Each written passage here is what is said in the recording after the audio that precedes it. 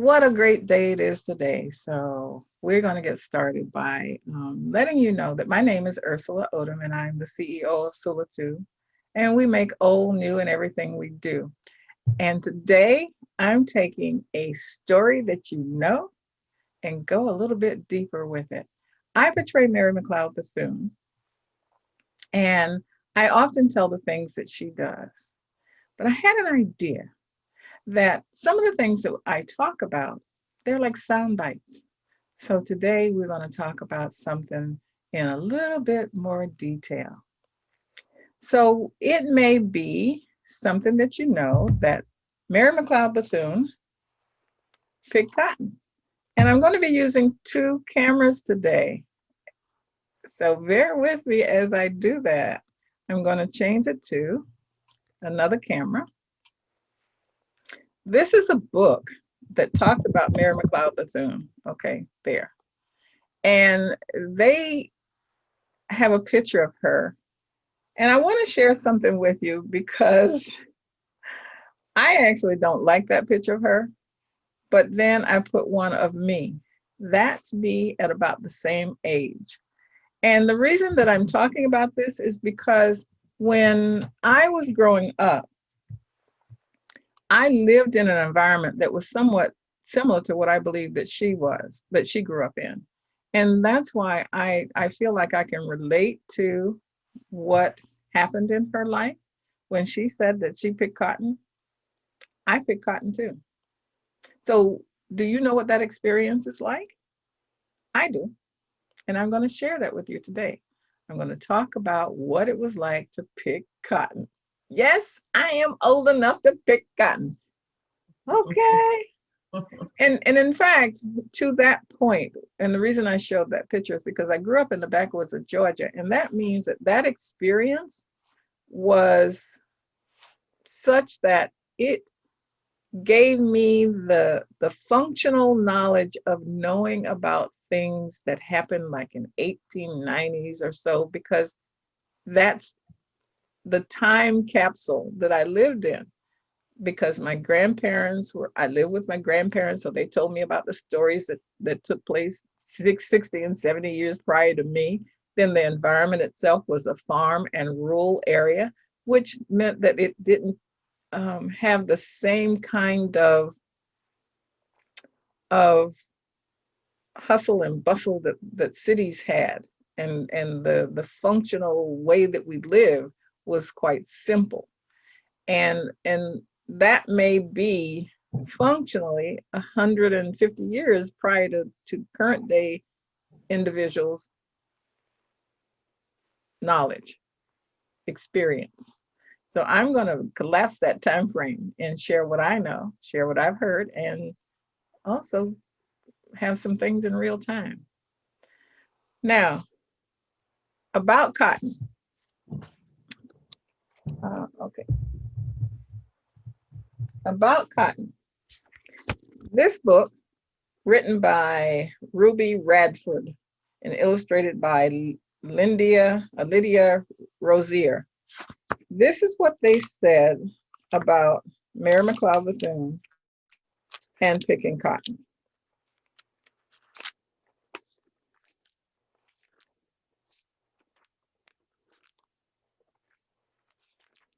Okay. In the fall, all the children helped in the cotton field.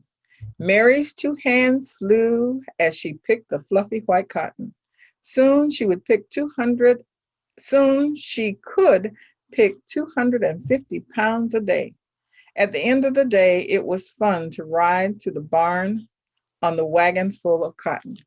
So first of all, what is cotton? I actually have some. So that's real cotton, picked from a field when it was green, and then it dried and turned brown, and the cotton is preserved as it was when it was picked, after it dried, that is. So this is straight from the field. That's what cotton is. Now, oddly enough, there are some people that don't realize that it grew from the ground and it it starts out like so. This is a cotton boll, and it once was green and protected the cotton like that. And then as it grew more mature and ready for the seeds to come out, it opened up and you get to see the flower, the cotton. Now, I'm going back to the other camera so that you can see it a little closer.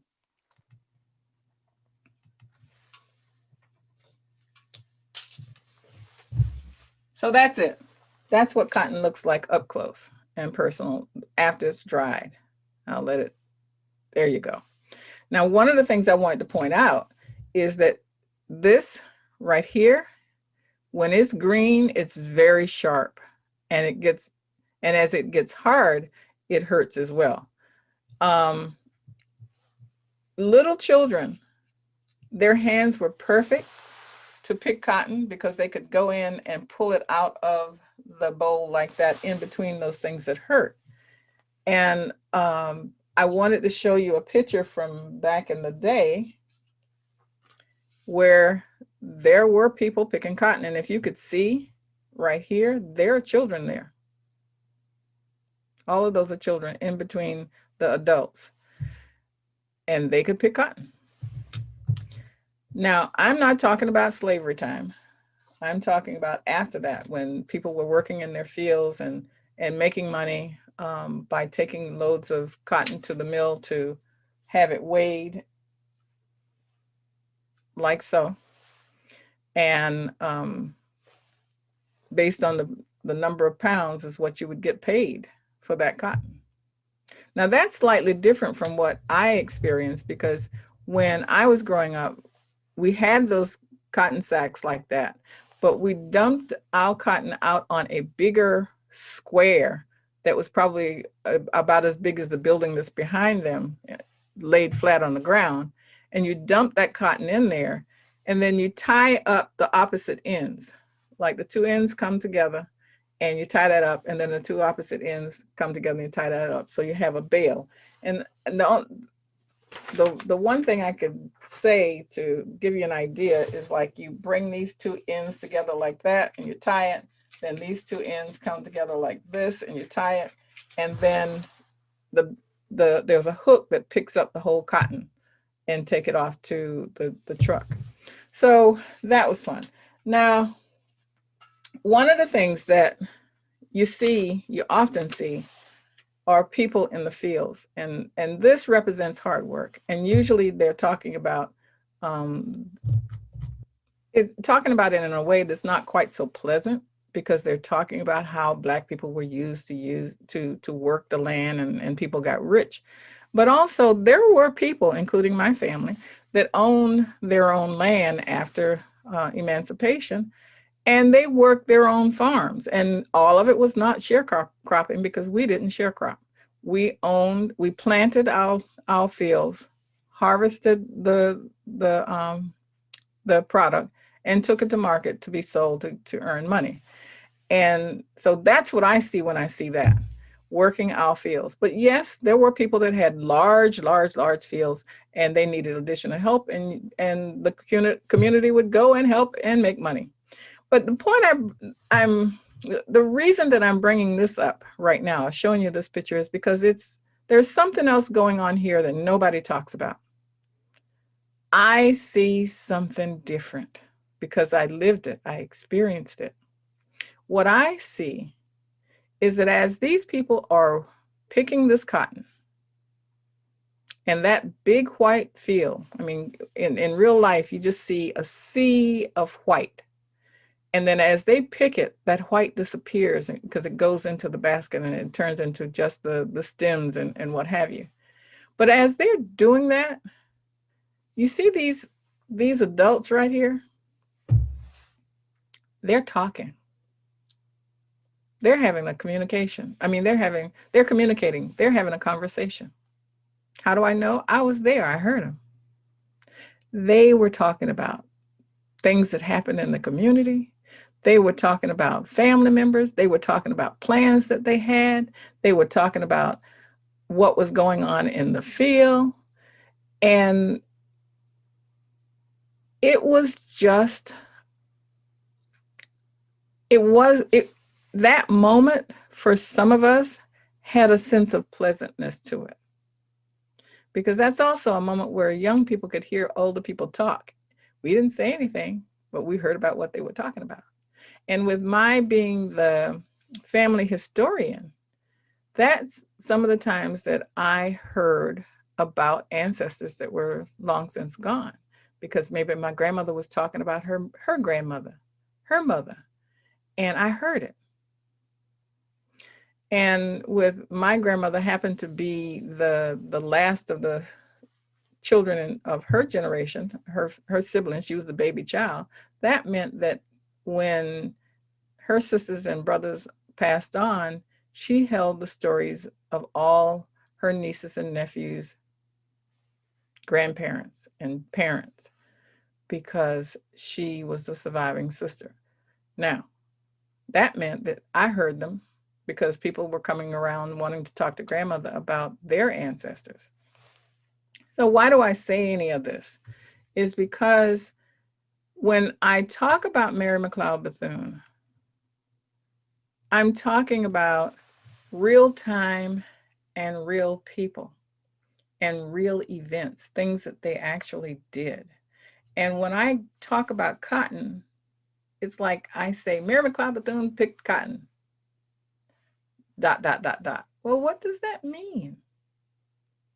So I wanted to share with you what that meant. So just to bring it home a little bit more, because people think in terms of cotton as, well, they don't think about it really. So I showed you, and I'm going back and forth to the camera again, but I showed you cotton that had not been processed. This is cotton from the field. And this is not old. This is only about 4 or 5 years old, which means there are cotton fields that still exist. I was back home. I was driving by a cotton field and got some. It dried over time, and this is what came, this is the result. But what I want to show you is what you see on a daily basis. That's what you see. That is a cotton ball that came from a package. Okay. That was purchased. It's not that much different, is it? It looks the same. Now, I'll tell you what the difference is. In here, though, there's seeds. You see that my finger will not close? That's because there's a seed in there. And that's what this cotton is all about. It is protecting the seed for the next generation of the cotton plant. We just happen to like the cotton to use it for various things. And some of those things could also be a Q-tip. That's cotton too. And believe it or not, then you have, oh, well, I'll keep it the same color scheme, not something light. That's a cotton pillowcase.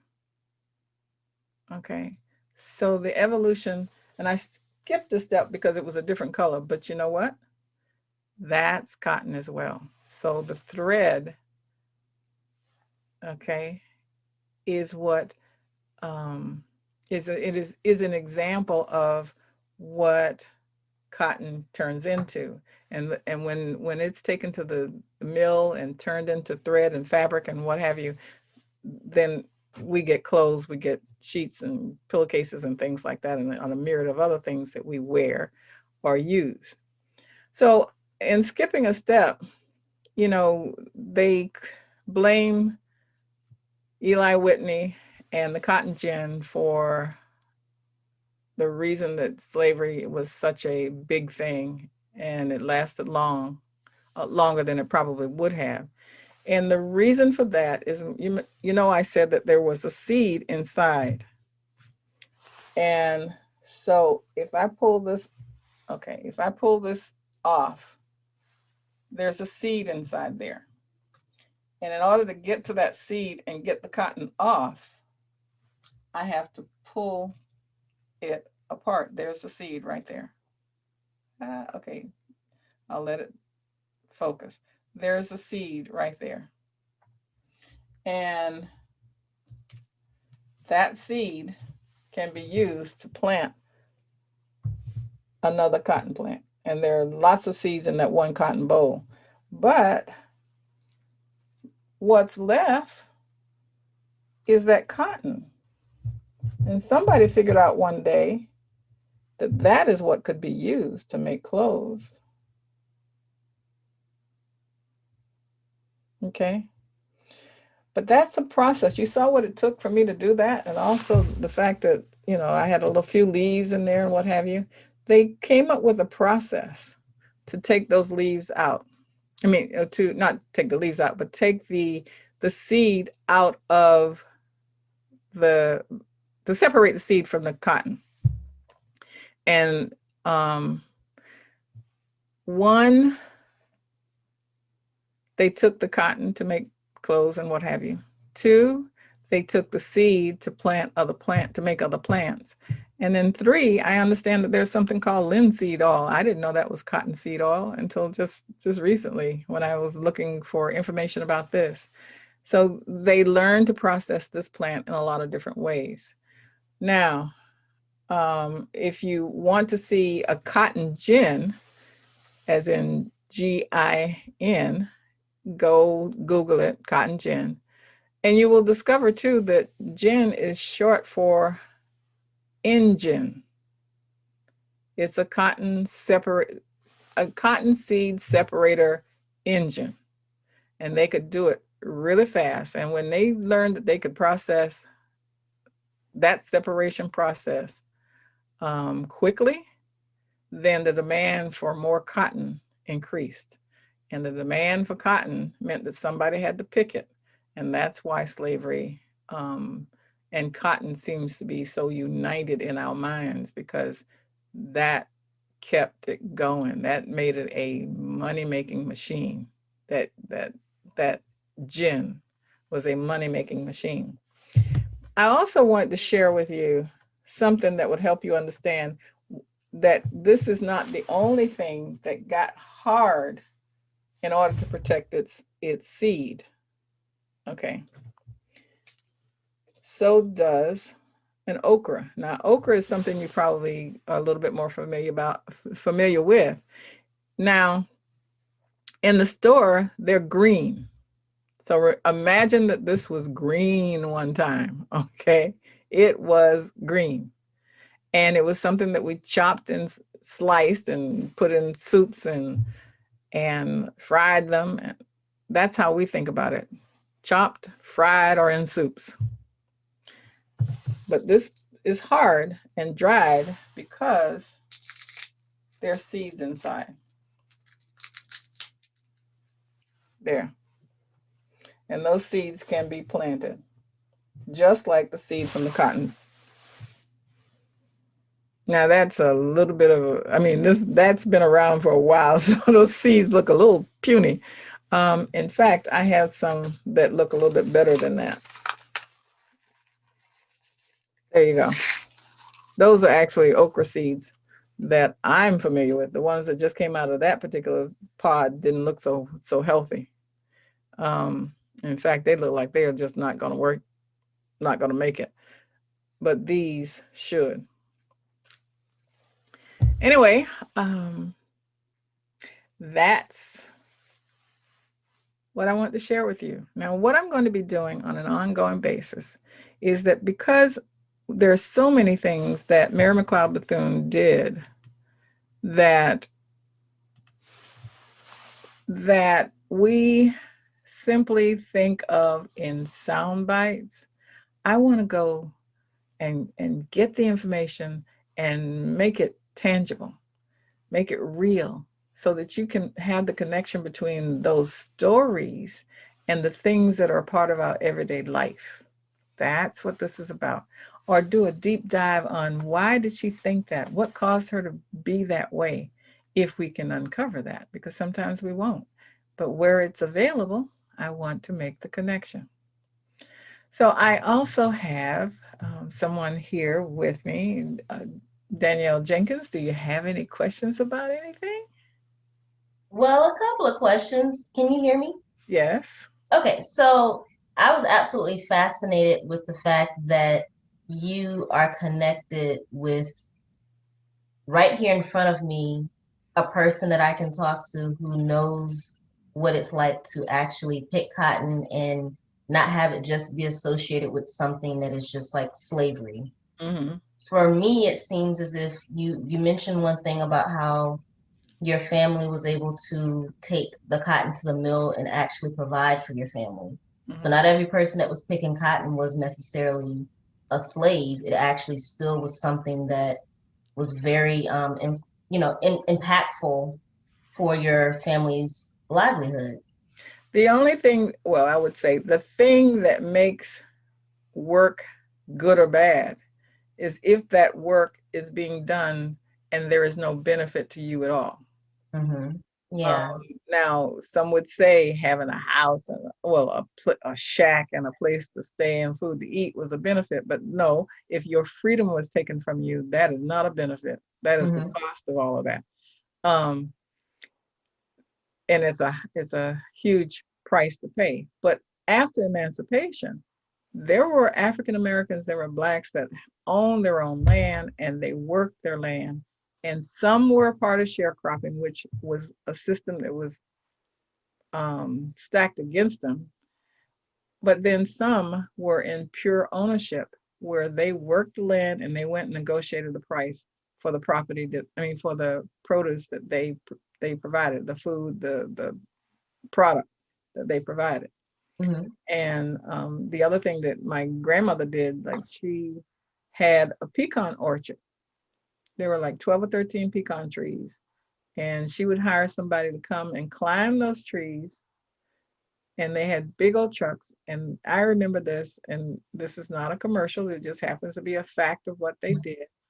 But they climbed the tree and they would go, Yahoo, Mountain Dew, shh, and they would jump, and the pecans would just fall to the ground like rain. And they Now, collect. I wonder if Yahoo Mountain Dew, if that has some type of connotation to what you just Well, said, if somebody actually, maybe gave them that idea. well, the only thing I can think of is that at the time that I saw that in my lifetime, that's not the time that they first did it, but the time that I saw it was Hmm. probably around the time that Mountain Dew was new. Okay. And so the guys that were climbing these trees, they were making fun of it. Not making Yeah. fun of the product, but enjoying what they had to do. Yeah. Okay. And they came up with some cute saying, Yahoo, Mountain Dew. I love that. And then they jumped.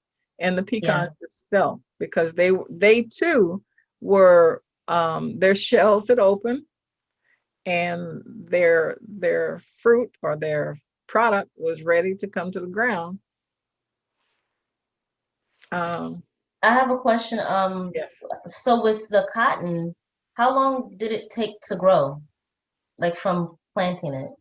I don't fully remember that, but it's like anything else. If you have a everything has a season, so usually it's 3 months or so, Okay. Yeah, like a and um, then it opens, it dries, and hmm. it becomes ready to pick. Does it have a smell to it or is it odorless? No, it has a smell to it because at first it's green, so it has that green grassy smell to it. The cotton itself does not. It smells just like this cotton. It smells Hmm. no difference to me. It smells the same. Would you suggest that anyone who has like their hands on fresh cotton that you would use that over the cotton balls that are like, are they processed differently? Do they use any chemicals when they run it through the mill? I really didn't study what the processing part of it is, Mm-hmm. but I can only imagine that first the separation process, there's not chemicals that I know of there, because Mm-hmm. they're just pulled, they're taking some um, machines with teeth, pulling the seeds out. Yeah. So that's what's happening there.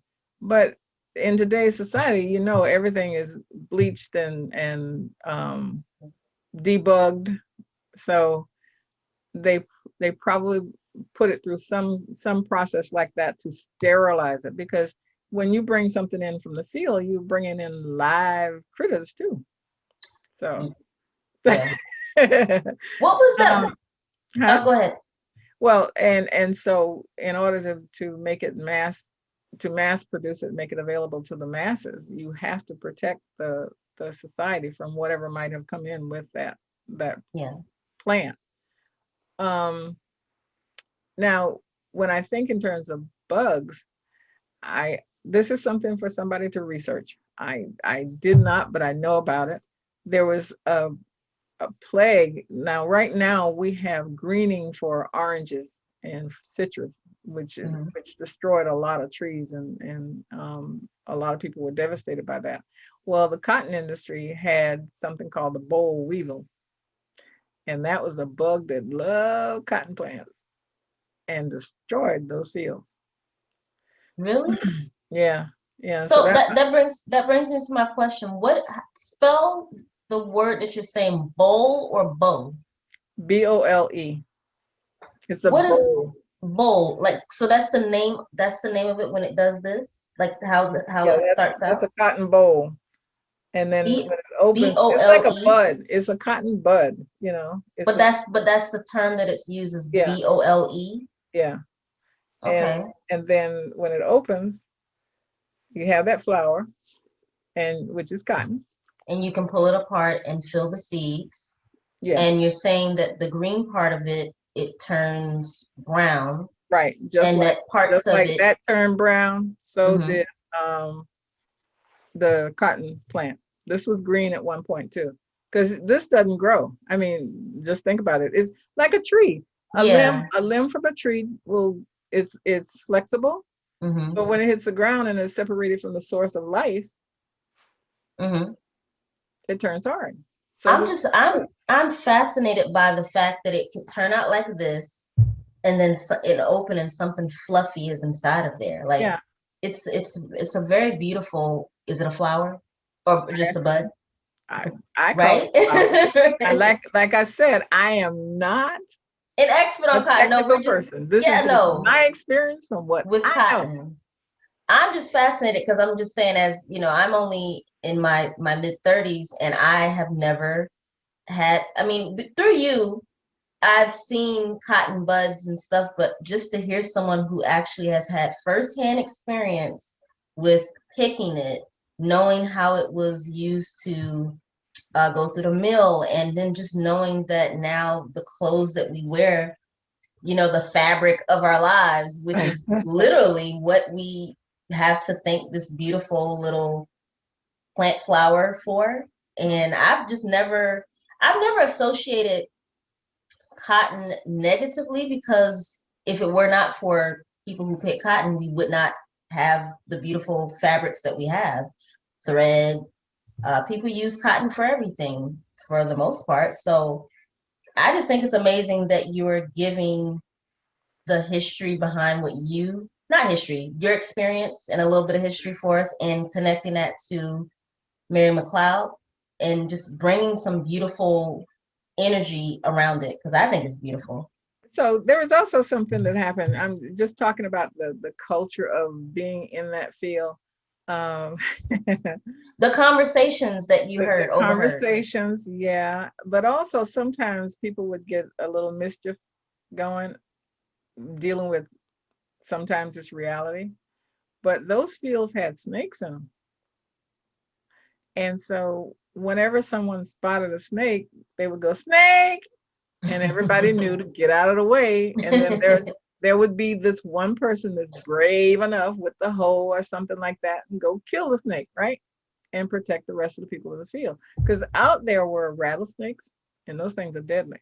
Yeah. So it was a serious situation.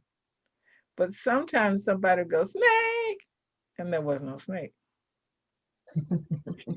They'd just be pulling a joke on people, you know. Yeah.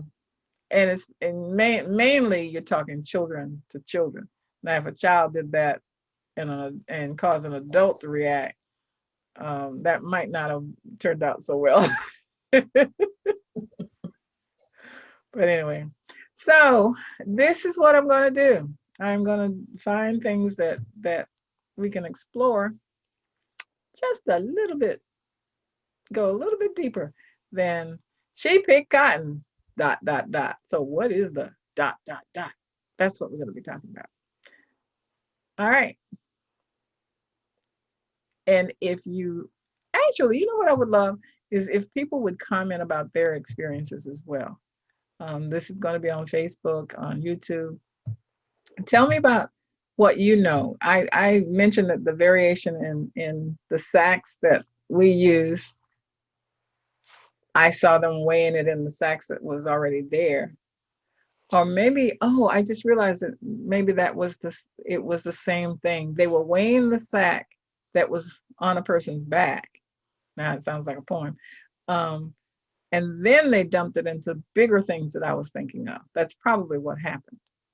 They weighed it first, then they dumped it into the big ones that they tied up into the bales, I guess. One last question. Do you know how much the money that was weighed, like by like the pound, how much? I don't remember that. Oh, And okay. I would imagine it was just like anything today. It's based on the market, how much clothes are selling for, how much a bale of cotton is worth on the open market.